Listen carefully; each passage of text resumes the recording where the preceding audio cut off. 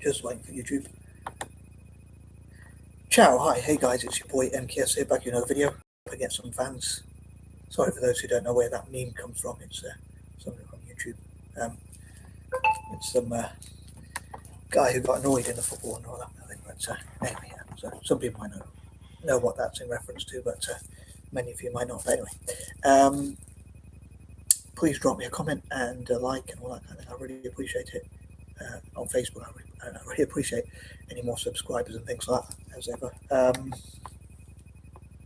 I welcome your views, especially football fans. I'd love to know what you think about football and what sort of changes you would like to see and that kind of thing. But these are mainly my plans, dreams, thoughts, goals, and things like that. Goals is quite a good analogy, I guess, a football term, I guess, itself. And also my general thoughts, I guess, as well on football, as I was talking about in part 1. So these are pointers number 11 to 20, as per usual. Again, I'd love to know what you think about football or soccer for any Americans out there.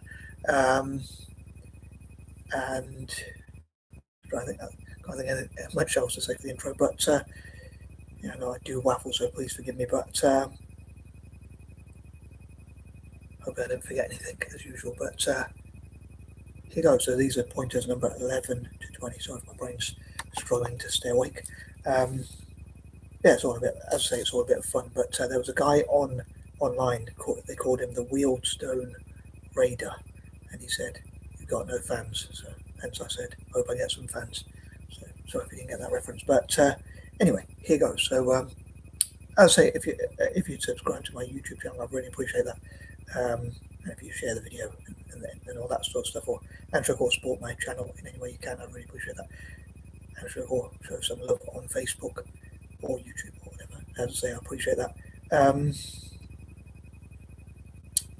here goes. So number 11, I'd love to see, and I know I briefly touched on it in part 1, but I'd love to see how football fans generally could have more of a voice. As I say, I know I'm an Italian football fan and a Celtic fan, but for some reason or the other, I just think it'd be good for football fans, even rival fans, to have a voice. Now, I always want Italian teams to win when they play in Europe and to go internationally. So I don't really care who wins typically, but I want to see them do well in Europe and internationally. But at the same time, and Celtic, I always want to see them do well domestically, and sometimes in Europe as well, but mainly domestically at the moment. As we're struggling, I say we, yeah, speech mark, because I don't know why, but one of my parents, as a fan of Celtic as well. But I like to think I'm quite fair when it comes to in life generally, but in football, when it comes to, I really don't like to lose. But I hope I'm not too much of a sore loser. But it is painful to lose. But I should be used to it. But on a serious note, it is. I often think of that with like cringe-worthy moments as well. I should be used to it and develop a thick skin or whatever. But I like to think, like, say, if Celtic are playing them, as I call it, I say them, who should be mentioned, but I still mention them anyway. I still name them anyway, which are the Rangers, the Rankers, and all that kind of thing, as I call them. If we as in Celtic, I'll say, got a dodgy penalty, we got lucky with a penalty, or lucky with a referee's mistake, or a linesman's mistake, or whatever, I'd like to think I'd still say, yeah, we were lucky there. So I'd like to think I'm as fair as possible as a fan. Obviously, I want to see my teams do well, but as I say, I'd love to see others have a say, and I'd love to see how to get more people into football. And obviously, I am going to be more focused on Italian football and Celtic, but I'd love to see how to get more people into football generally. But moving on, number 12, I was going to say it's in point number 11, but I thought I'd move on to point number 12. When it comes to women's and girls' football, I love to see more women and girls, as well as people from different backgrounds, diverse backgrounds, and whatnot. Although for Italian football, it is a competition, of course. If there's more people who get into football, it's more. I want to say pertinent. I don't know if that's the right word. I should use words. I know that would limit my vocabulary, but it's more important to me to see more people get into football in Italy. But I would love to see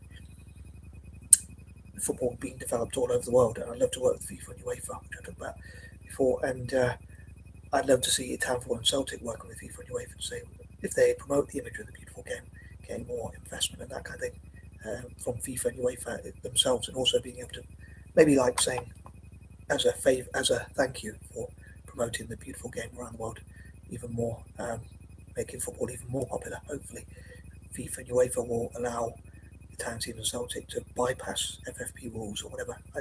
That's a difficult area, but I'd love to know what fans think FFP rules should be, or whatever, or just general fans' views. Again, even from rival teams.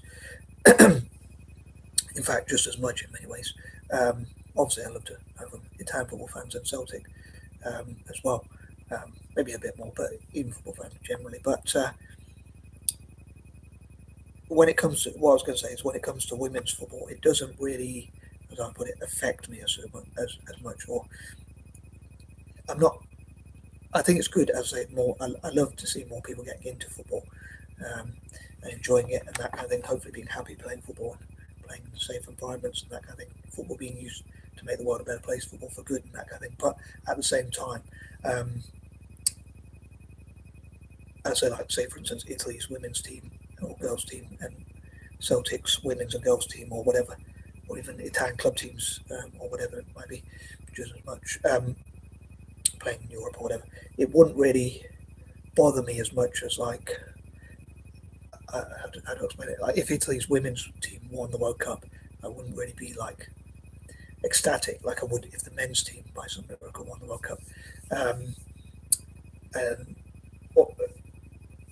yeah, so it doesn't really affect me, borrowing someone else's term, as much. So yeah, I'd rather see the men's and the boys' teams do well. Although, as I say, I still am happy to see more women and girls in football. I hope that makes sense. And I don't like to mock women's and girls' football like some people do, or quite a few people do. I mean, there's a debate on whether women should be paid as much as men in football, but it doesn't really bother me. But I do think it shouldn't be really forced because it's a business. So if more people, and I agree with this guy, I don't know who it was, but someone was talking about women getting paid more in football.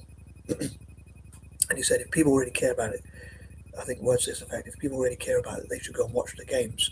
So I think if more, as they say, bums on seats, as we can say in the UK, in other words, if more people go and sit and watch the football, or stand and watch football, or whatever, if they watch women's football, and I suppose women's sport more generally, then it would mean that women's teams in football or any other sport could get paid more. I think it would be unfair to say, oh, you should pay women just as much as men or more or whatever, if they're not bringing in as much money for like gate receipts and television viewership and that kind of thing. So more people watching women's football should mean they should get paid as much. And that's where I see it, like supply and demand. More people watch it, if there's more eyes on it or whatever. But I don't think that should be forced. I wouldn't want to force anyone to do anything they don't want to do. So I won't want to force an employer to say you've got to pay as much, but they might even say, if we're honest, we're not making as much. So again, I hope that makes sense.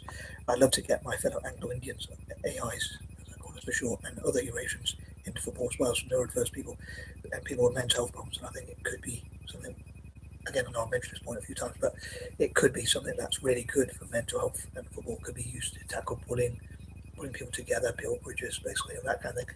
I talk about football against war. Football for peace, football for the greater good, peace through football, and all those sorts of ideas. But yeah, I think I'm going to move on. But yeah, I love to see football being used for the greater good, tackling bullying and things like that. My view on, my controversial view on, I'll say, whether women should get paid as much. I mean, I'm not the one paying it out, so it doesn't really bother me if they get paid as much or even more. But I do think it should be up to the employers and whether they want to pay them. They might, if they were honest, they might say, we're not making as much. More people need to go and watch the women's football, and therefore they should get paid as much or more, or whatever, if more people or just as many people watch. But anyway, I'd love to know what you think and whether that makes sense. I don't want to offend anyone, so I want to be careful. I know I do struggle to communicate and express myself properly, and might be misunderstood. As the song goes, I'm just a guy whose intentions are good. Please don't make me be misunderstood. And on that note, moving on, number 13.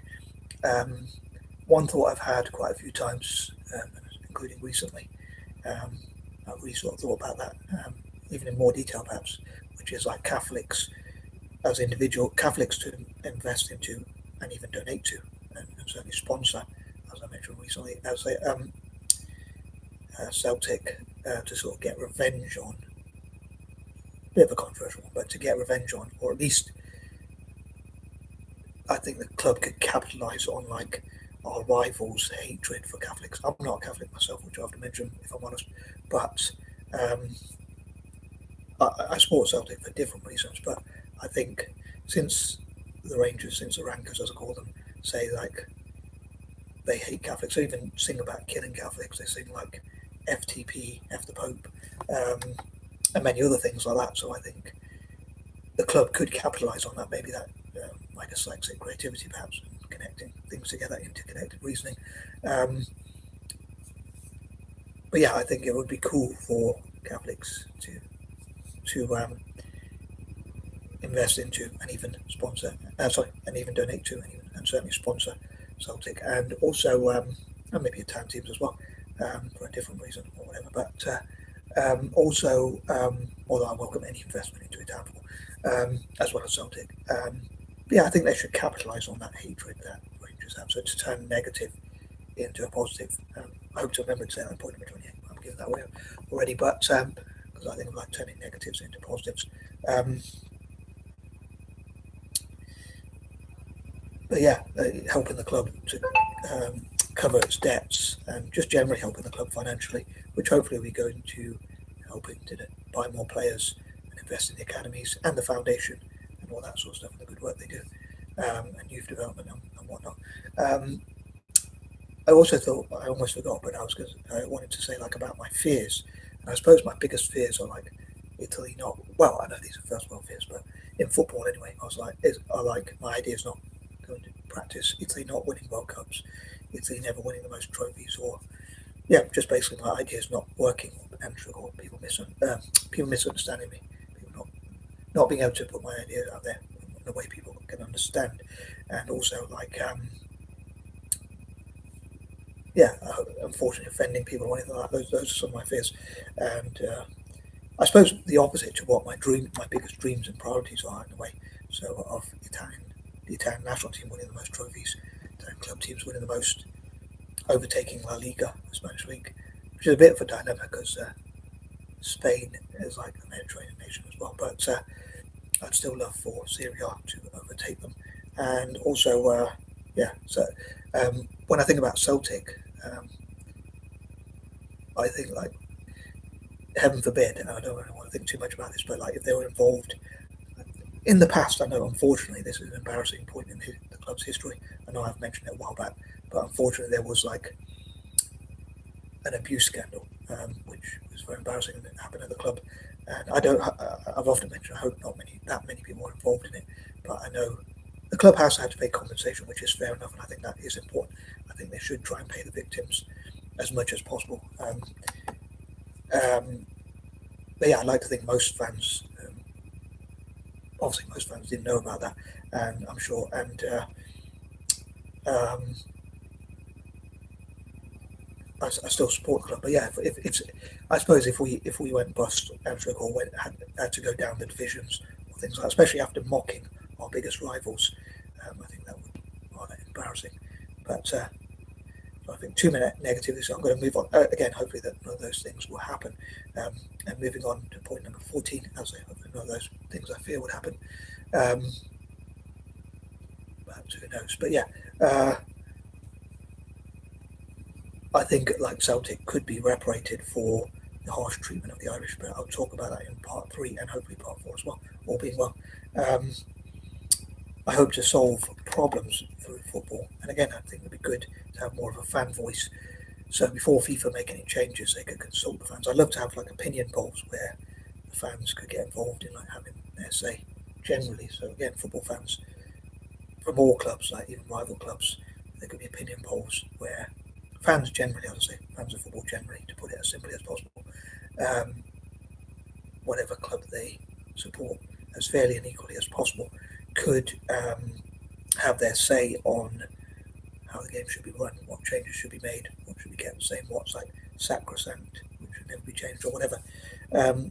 Number 15, I'll say my main goals, and I mentioned before, but my main dreams are what I mentioned, the Italian national team to win the most World Cups. and Serie A teams to win the most trophies, and Celtic to continue to be the top in Scotland. Thankfully, recently became top. I was very gutted and disappointed. To use that term, gutted is expression, but if you don't like that term, I apologise. But just in case anyone doesn't like that term, but I was going to say a story, but I think I don't want to go too off topic. But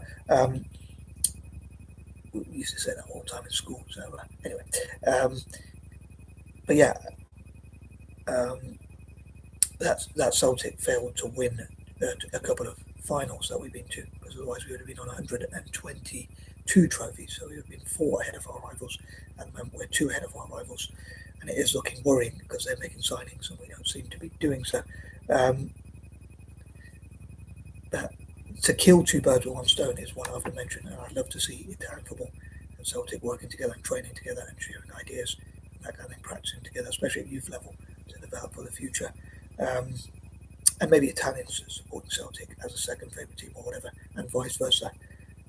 So yeah, I'd love to see more Italians supporting Celtic as one of their favourite teams, and Celts, Celtic fans, supporting Italian football as one of their favourite teams. And also another one I have to mention is like Celtic to be, I suppose they could be the flag carrier for Celtic countries, maybe the club's official YouTube channel and the website and things like that. Their socials, social media, and all that kind of thing could have the flags of different Celtic countries. Apparently, there are 8 Celtic countries. I think, if I'm not mistaken. So yeah, they could be the flag carrier for Celts around the world to connect together and connect with the Scotch, Irish, and the Irish diaspora around the world, and maybe get more investment from Irish people of Irish descent. Hopefully, they can invest in the club. Another idea I might include in part 3 and hopefully 4 as well. But moving on, number 16, as I say, I'd love to know people's different views, opinion polls, and things like that. What could improve football? What could get more people into football? One idea I think of with the offside rule, for instance, thinking about changes, is like I think the whole body should be past the last defender, so make it quite easy to understand. I think that would cure a lot of confusion. And just like when the ball's considered out of play and should go, like when it's considered a goal or even like a throw in or a corner or anything like that, it's usually when the whole ball goes past the line. So I think it should be the same with offside. Like I think the whole player should be past the last defender. I think that would be much easier to interpret. But again, I'd love to know what other fans think, because many might disagree with it, which is fine. They could always choose it. I'm just kidding. But no, seriously, like I don't want to be arrogant enough to think my opinions are fact or are the only ones that should be valid or whatever. I think all possible views should count, and I believe in freedom of speech and expression. When it comes to going back to my dreams for football, I'd love for there to be committees and think tanks, cooperatives and whatnot for Italian football and Struggle Celtic to discuss what are the best things that could benefit Italian football and Struggle Celtic.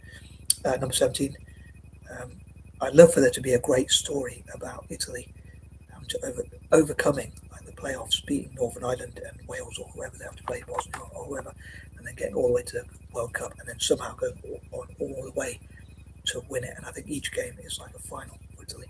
And I'd love to see so much investment into Italian football. I'd love to see like my ideas. Obviously, I'd love to see them working, being put into practice, and I think it'd be pretty cool. It'd be hard to imagine, but it'll be pretty cool. I hope to appreciate that if and when it ever happens, and to show what I can do as a person with mental health problems and with neurodiverse conditions as well. And I suppose in some ways, especially the mental health thing, normally it's seen as a weakness and a negative thing, as well as neurodiversity, I guess. But we could show what we could do. So I love to work with my fellow people with mental health problems and neurodivergent people, and show what we could do. And with Celtic, I was thinking of actually one point I was not sure whether to include it. I think I'll include it in part 3, as I say, as a bit of a teaser, maybe. But yeah, due to my silly patterns and certain numbers reminding me of certain things. But yeah, it'd be hard to imagine, like especially for instance, let's say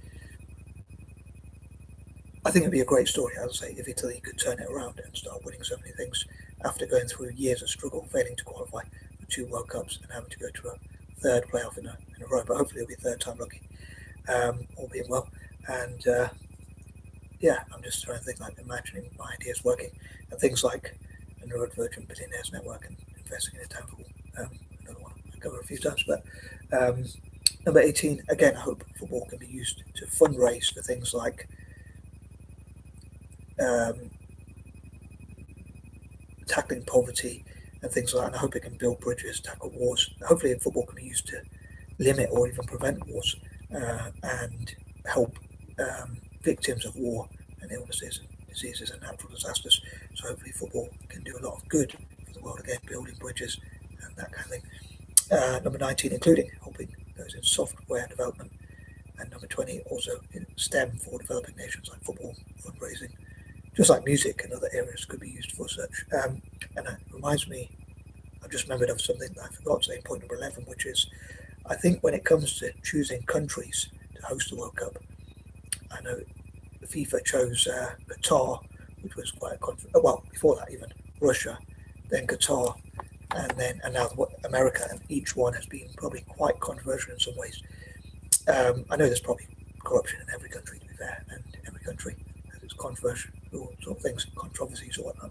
But I wonder if they could choose developing nations, and so of course, say any country that's involved in war would not be allowed to host things like the World Cup or things like that. They have to limit wars before they can host events. I'd love to know what people think about that as well. And maybe take it to more developing nations. I know they had it in South Africa. I'd love to see the World Cup being taken to Malaysia, India, Indonesia, maybe South Africa again, because America's hosted the World Cup before as well, in '94. And they're doing it again. So maybe South Africa could host the World Cup again, as they went through apartheid and things like that, for instance. And Singapore and places like that. And I think that a lot of people say when countries host these events, they don't necessarily make money. In fact, they probably lose money on them. They'll be lucky to break even. But over time, I don't think they do. But it'd be interesting to find out, to have a feasibility study. But if they do host them in developing nations and in places like South Africa, I hope those countries will benefit from hosting them, from hosting World Cups and things like that, and African Cups or whatever else. And on that note, I'm out. Peace and love.